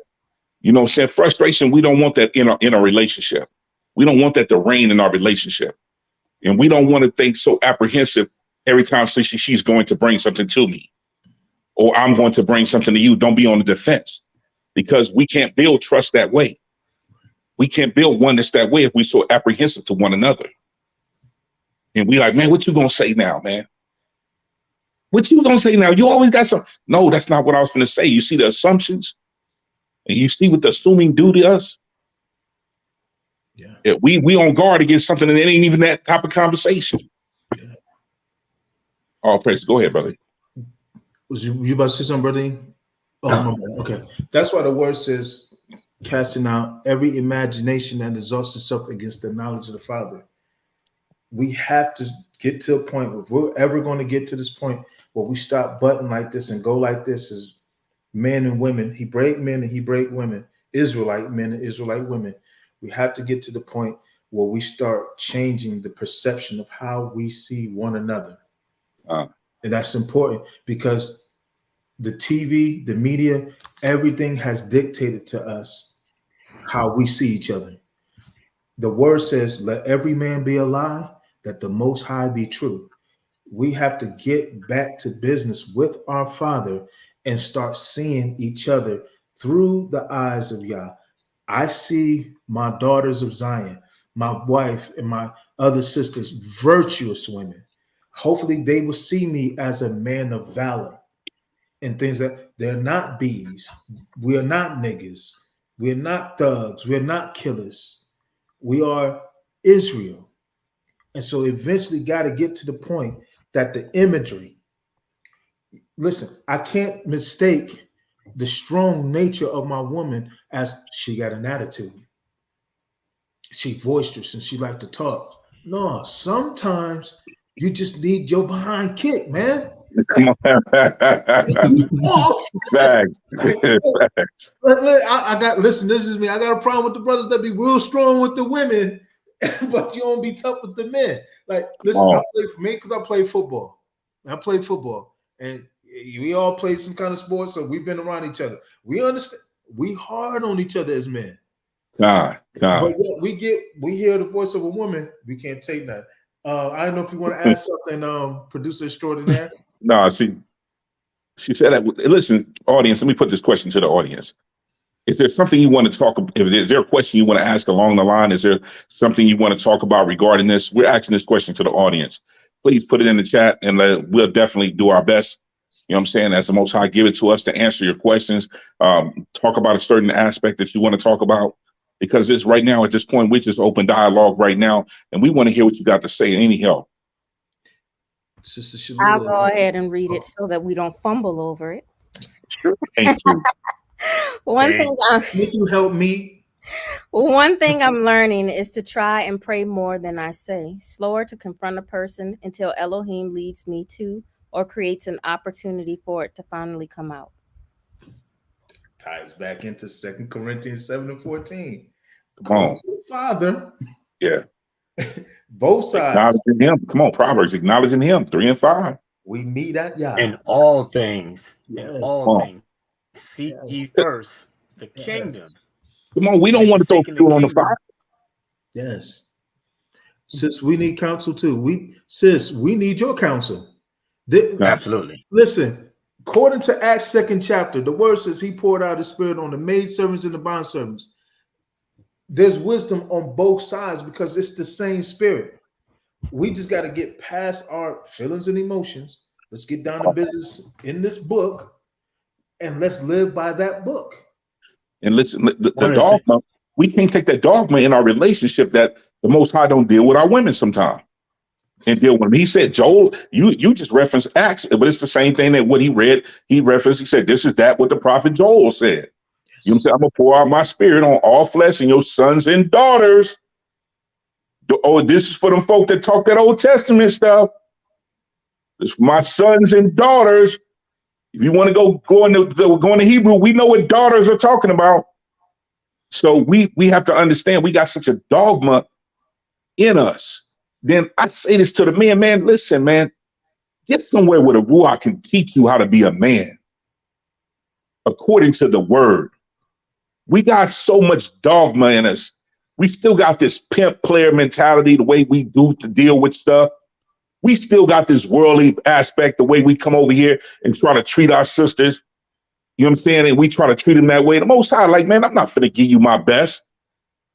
You still up here acting like you steal from what such and such. It's the same way with our sisters. Sister Erin says the interaction between Deborah and Barak is a great example. Exactly. Yeah. Exactly. And I was going to mention the fact that the prophetess Huldah in I think it's 2 Chronicles, she was on the council for the king. Yeah. I mean, there's too many examples. You know, you that saved the country. Yeah. Yeah. Literally. She went and she cut his head off. So Esther saved the country. Am I right? Well, one of the things that we, like you said, we got to get out of this dogma of the world. The problem that we have to get out of the dogma of the world is, one, toxic masculinity, angry black woman syndrome, all those things that the world label us as. Instead of us labeling ourselves Israel, we'll take on the labels of the world. Hey, that he got toxic masculinity because he's doing all this. Or she's an angry black female because she's been hurt so much. So when she talks when her neck is rolling and all of that. So she got all this attitude. But those are part of the things that we have to do. We have to become a new creature in Hamashiach. And when we do that, we'll be able to walk in that oneness that we're supposed to. When we become that new creature, we can actually put new wine into new skins because we are a new creature. Somebody said, "Be ready to unlearn everything." Exactly. They have told us what it means to be us. Listen, you don't see no other really group of people who say they don't need a man. You don't see this like really perpetuated with Asian women. You don't see this perpetuated with so-called white women. We the only and say like everybody talk about, well, I'm gonna go get a woman from this group or this group, that group, because my woman got an attitude. Listen, you know what? It's probably because we need a little attitude in order to stay on the right track. Like, but like y'all said, it's that dogma that the way that we see each other is not according to the text. God. And let me say this, man. The Most High had opened my understanding of something today at work, and I was talking to one of my Ahchs, one of my Ahchs, man, my good Ahchs. I was saying, because somebody and another brother mentioned a reel, and I said, the Most High said, listen, that reel is that leaven. He said, we have a lot of voices in the land right now. And it's a lot of relationship stuff that's being spewed right now by people that don't have the Ruach. And it sounds good because it fits your nasty flesh's situation. It's speaking to your flesh. You have to understand what voices are in the land right now. They know Black people want to hear things on relationship. That enemy will stir up people to make, oh, that's me right there. But that's not Yah. That man in that reel is not Yah. Just because it sounds good, don't make it Yah. And I said, quit putting your faith in these reels, in these videos that pop up on relationship, and none of them are serving the Most High. We're taking this. Come on, man. Go by this. Go. What he say? What I'm gonna say? Back to Bible. Back to Bible. Come on. Get out the reels. Get out the videos. Quit let Facebook counsel you, Instagram counsel you, and these folk don't know nothing about the Most High. But because it sounds like your situation, oh, my wife did the same thing. But we don't deal with our wives and our sisters like them devils do. And they Black men, and they talking about diehard relationships, but they talking about the relationships from a point that Yah ain't nowhere in it. And just because it sounds like it fits you, you better chunk that junk out, because that's that leaven that's coming into Israel right now. That's that dogma that's coming in. That's that worldly wisdom. And the wisdom of Yah confounds that junk. But because you don't spend time with Yah, you will never know the wisdom on how to deal with the woman. You will never learn to forgive the woman. You will never learn to heal. When they keep you straight in the situation and they keep you basking in it, then they've never given the solution. Why? Because they don't know Yah. Watch those reels and those videos. Get out of there, because they not Yah. It's not Yah. Speaking of the independent comment that y'all just had, Sister Erin says that's a trauma response of hyper independence resulting from a pattern of being abandoned and let down. What they mean is they don't need a hub son. And as much as I agree with that comment, that's why I said 1 Peter 2:20, we as men just gonna have to suffer some stuff with patience, but at the same time, the daughters are gonna have to get before the Most High and pray, cast those cares, and let that go and forgive, because there's hurt on both sides. It's because of our disobedience. As a nation, we're divided as a nation. So understanding that, you're right. You don't need a hub son. You're right. There's been hurt and trauma. You're right. We have stepped out of the roles of protectors and everything else. But if you see the men trying, yes, repenting, yes, like the prodigal son that came back, the word didn't say that the father was in the house waiting for him to come home. The father saw him afar off and went to meet him. Only thing that the men are saying right now is, if you see a repentant man in your life or a message of repentance, let's talk about the solution, because we keep identifying the problems, but we don't talk about the solution. The solution is get back to Bible, get back to what the Father said, and let's God, repent so He can heal us. And we the next, need to be healed. Okay, sorry, sister got a question. the next question on the floor is, what advice would you give to women who believe that they don't need a husband? Be healed. Well, on that, I'm gonna ask the question back to that in response. And I know you're not supposed to answer a question with a question, but the thing is, a woman usually, when she says she doesn't need a husband, my mindset on that is how Paul says he would prefer for people to be single. But if you're going to be single, you shouldn't be thinking of lustful things, because a lot of women who say they don't need a husband, they still desiring to have that interrelationship with a man for the pleasures of the flesh. So if you're going to be, hey, I don't need a husband, then you're basically walking saying, I'm doing everything in accordance to the will of Yah, and that's only thing that I'm worried about is nothing but Yah, and walking in that way. But if she desires the pleasures of, sex and everything like that, that's where fornication comes in. That's where the mind goes astray, and that's where the world's view of I don't need a husband, I can do this all by myself, but then she's still sitting in her flesh and she's desiring the attention of a man. That's where she's walking contrary to herself. Mm-hmm. So what happened that you don't desire a man? What happened? That's the question. Because if that's coming from a flesh, like, let's Yeah, try the that's spirit by the spirit. If you saying you wrong. don't need a man because you just have a natural desire, that's a gift, like what Paul is talking about, No, then all praises that you have that gift. But not if it's based on the fact that you saying you don't need a man because you've been stung in a few relationships and you haven't let go of that hurt, then that's something, again, you need to get to the Most High, because that's not coming from a pure source. God, we got to take heed who we take counsel from. Yeah. We got to be careful who we counsel, because the Most High dealt with Job. Mm-hmm. Job 38:1. Please read that for me, somebody. Job 38:1. He told Job this, because we don't even look at the people around us sometimes that have a great effect on us. Go That ahead. is a commandment, says to be. There is a commandment to be married and be fruitful and multiply. That is a commandment. But if you don't want to be married, that's between you and the Most High. Got nothing to do with that. But that is a command. But Please read this verse, please. Job 38. Read verse 1 and 2. Job 38, 1 and 2.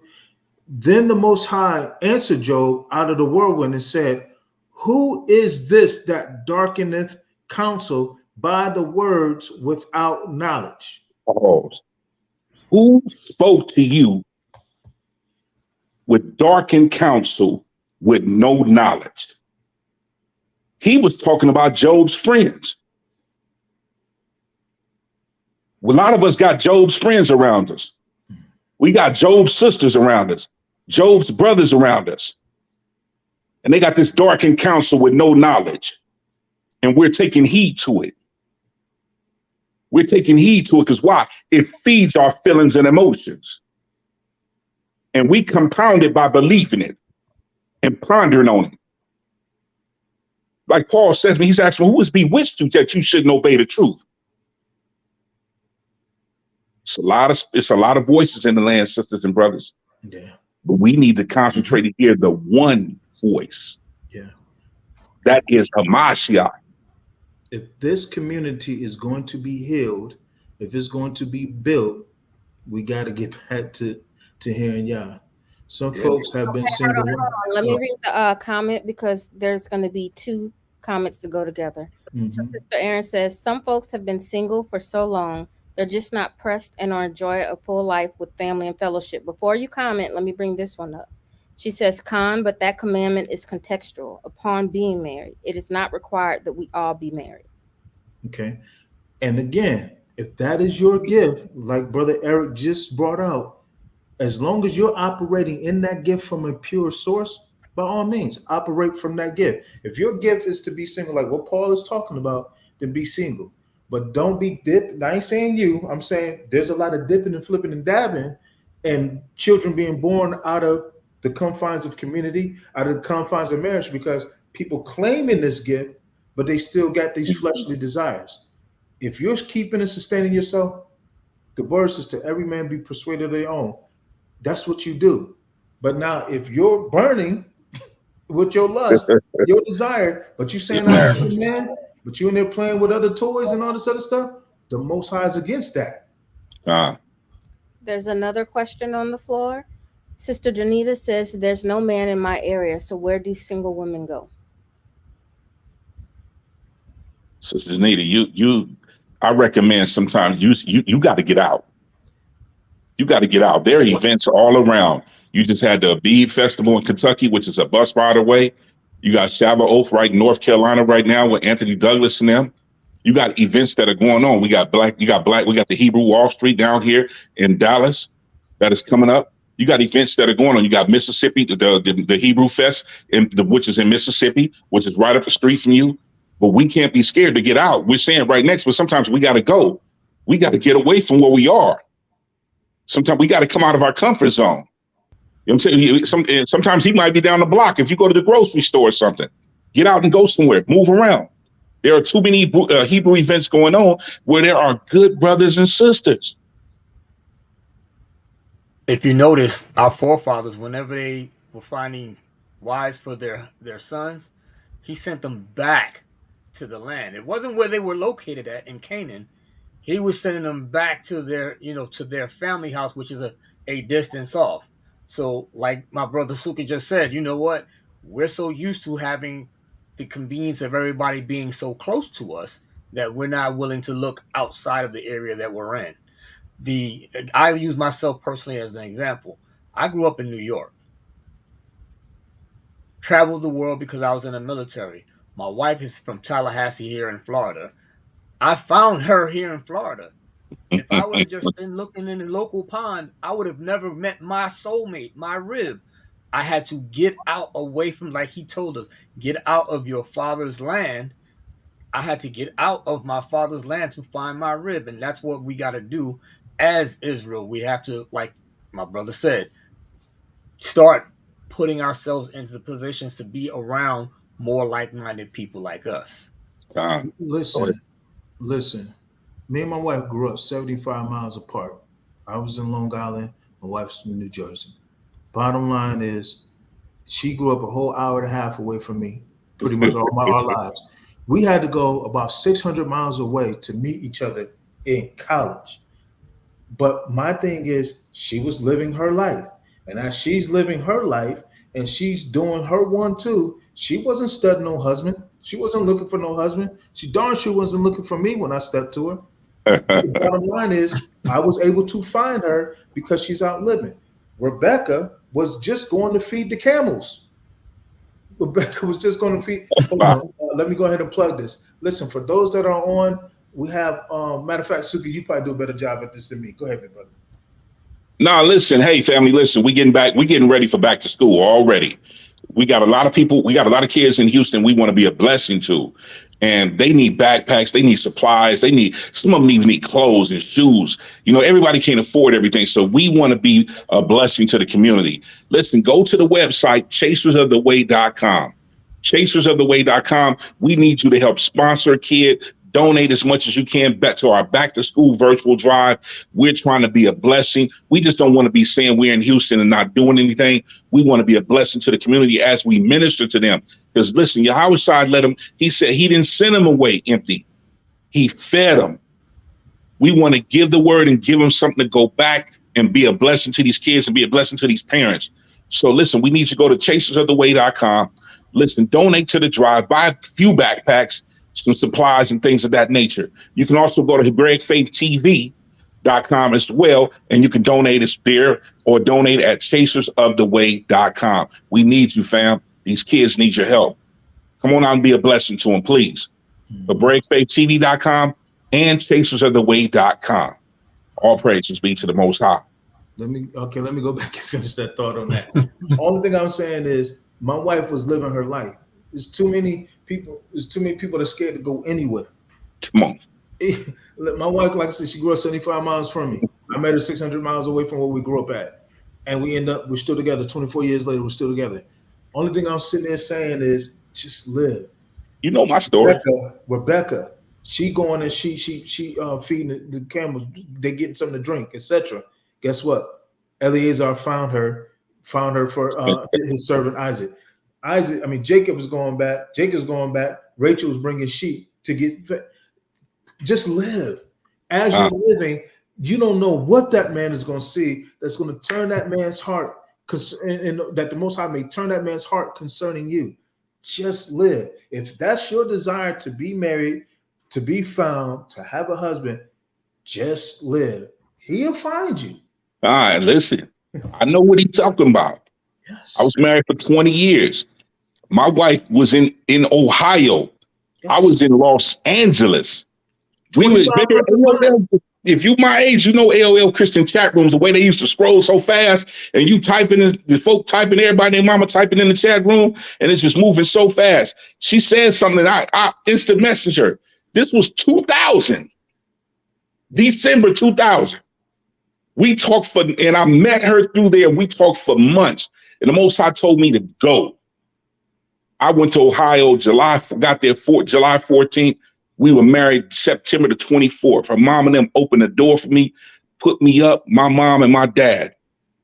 We were married for 20 years. Mm-hmm. Get out to the comfort zone. I was in LA. Then let me tell you this part. When I told folk I'm leaving for Ohio, they thought I was crazy. They started prophet lying to me and everything. The Most High said he's gonna raise you up right here in LA. Don't move, don't go nowhere. I said, man, you Negroes crazy. I heard y'all. I'm out of here. You know what I'm saying? My family's like, are you sure? Are you supposed to go there? Man, I'm out, man. I know the voice of Yahuwah. I'm going. I'm bouncing. And here I am. 5 kids later, 20-something years later, best time of my life. Beautiful woman. Inside and out. Man, loved her. In love with her. The first woman I ever been in love with was thousands of miles away from me.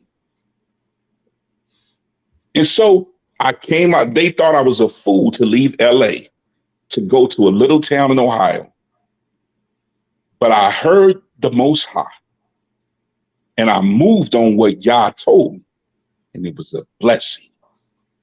That's how I got Yehukanan, Brother E. That's how I got Aiden. That's how I got Moray. That's how I got my dad, Eugene Sr., my sister, Nakia Copeland, my sister, Tamika. I got 20-something nieces and nephews that love me. I love them. I got great nieces. My kids, man, I got my beautiful 5 kids. Why? Because I listened to the Most High. And I wouldn't trade that for nothing. A lot of y'all have not experienced life like my Ahch said, because you're moving in fear and you're listening to them little birdies that ain't gonna come off the tree for nothing, but they're gonna tell you to stay right there with them. Keep staying there, miss on y'all. What James 1 and 8 say? A double-minded man, come on, unstable in all their ways, and can't. We keep coming up with reasons why it can't happen, and the only thing he's saying is just live. Just live. Just live. Submit your bodies a living sacrifice. Live unto God. He says, seek me first, my kingdom and my righteousness, and everything shall be added. I think it's Psalms 37. Say, delight yourself in the Most High. Or was it 34? It was 34. I could be one of those two. It's either 37. Yeah. He said, delight yourself in the Father, and he will give you the desires of your heart. Make the Father your priority, and he will take care of your business. He'll lead you to where you need to be in order to either be found or to find the right one. But in order for that house that is divided, we have to connect with the Father. It all starts with him. All starts with him. Said, whosoever findeth a wife, exactly. We have to find you. But if you're in the house, he ain't gonna find you. They ain't gonna find you. Come on out your house, man. Just like my sister said, is the Amazon man. He come up to the door and like, hey, what's up, shorty? I'm in the box. Ta-da! I'm here.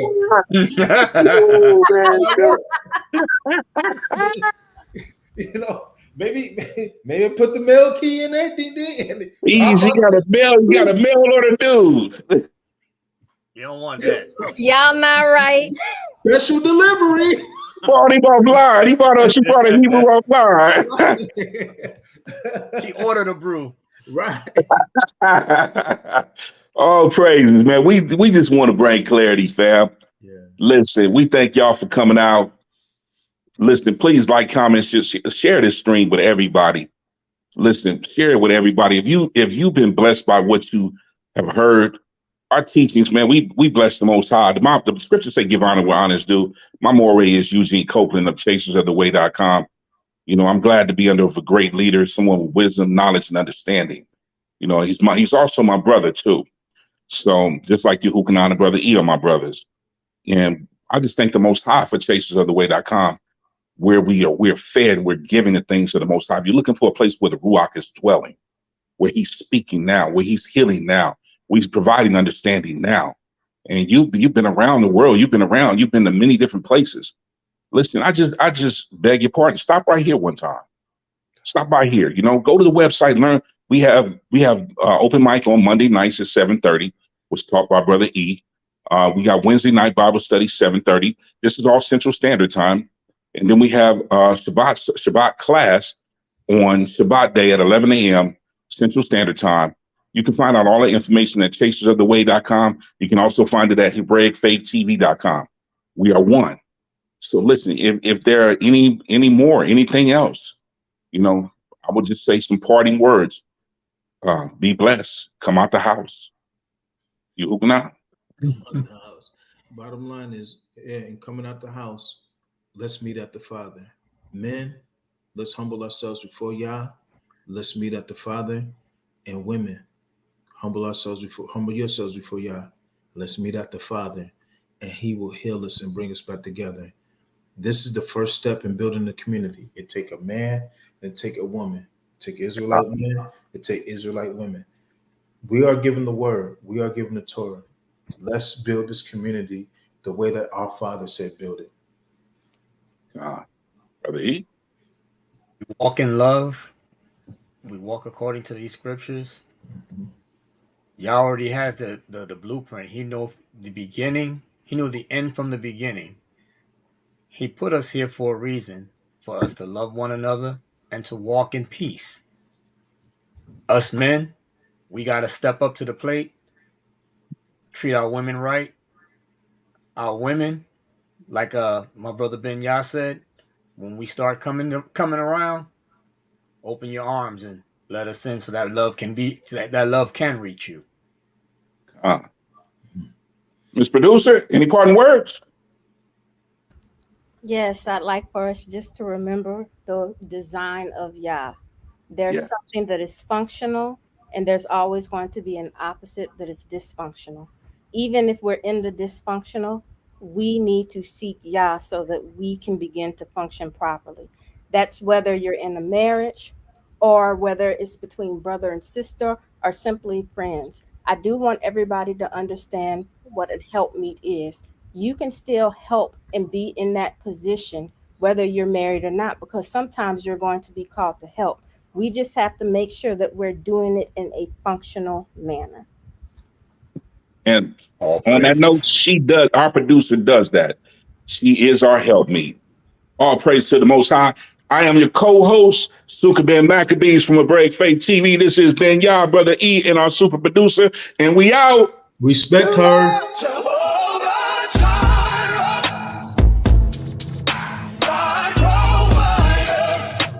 Jehovah Nissi.